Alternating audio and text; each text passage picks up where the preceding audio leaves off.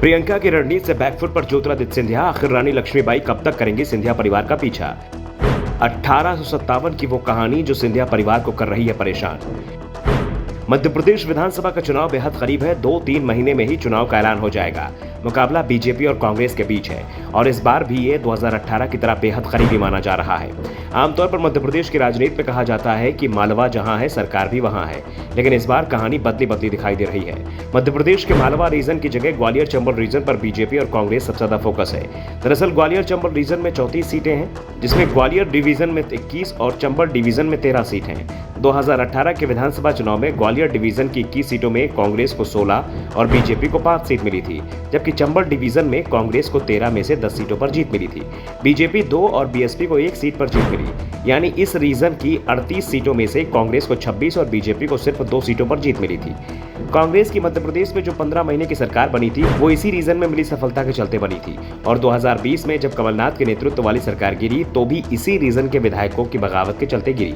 कांग्रेस के जिन विधायकों ने बगावत की थी वो ज्योतिरादित्य सिंधिया समर्थक थे, जिस कारण से एक बार फिर लोगों को सिंधिया परिवार की 1857 की बगावत की याद दिलाई जा रही है। और ये याद दिलाने के लिए ही कांग्रेस की महासचिव प्रियंका गांधी जब ग्वालियर आई तो रानी लक्ष्मीबाई की प्रतिमा पर पुष्प अर्पित करने पहुंच गई।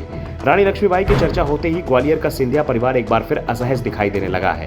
दरअसल ये पूरा मामला 1857 की आजादी की लड़ाई से जुड़ा हुआ है। 1857 की क्रांति में झांसी की रानी लक्ष्मीबाई ने अंग्रेजों से लोहा लिया था।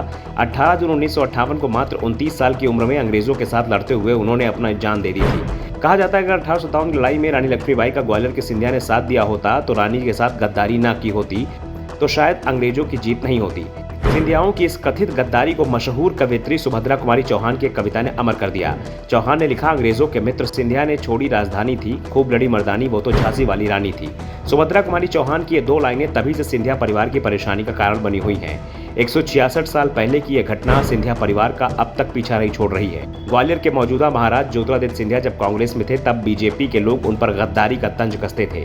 ज्योतिरादित्य अब बीजेपी में हैं तो यही काम कांग्रेस के लोग कर रहे हैं। कांग्रेस में रहते हुए ज्योतिरादित्य गांधी परिवार के करीबी थे, इसलिए गांधी परिवार का कोई सदस्य आज तक ग्वालियर में रानी लक्ष्मीबाई की समाधि पर नहीं गया।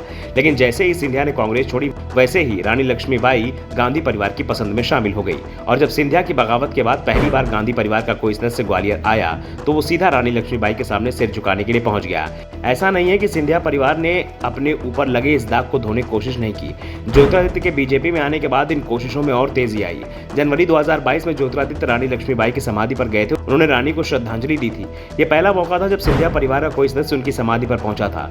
16 अक्टूबर 2022 को सिंधिया के महल जयविलास पैलेस में भी रानी लक्ष्मीबाई की एंट्री हुई। महल में स्थित मराठा गैलरी में लक्ष्मीबाई की शौर्य गाथा को उनके चित्रों को भी शामिल किया गया। केंद्रीय गृह मंत्री अमित शाह ने इसका अनावरण किया था। ज्योतिरादित्य कोशिश बहुत कर रहे हैं लेकिन ये दाग छूटता नहीं दिख रहा है। Bureau report, the Navdarpan news.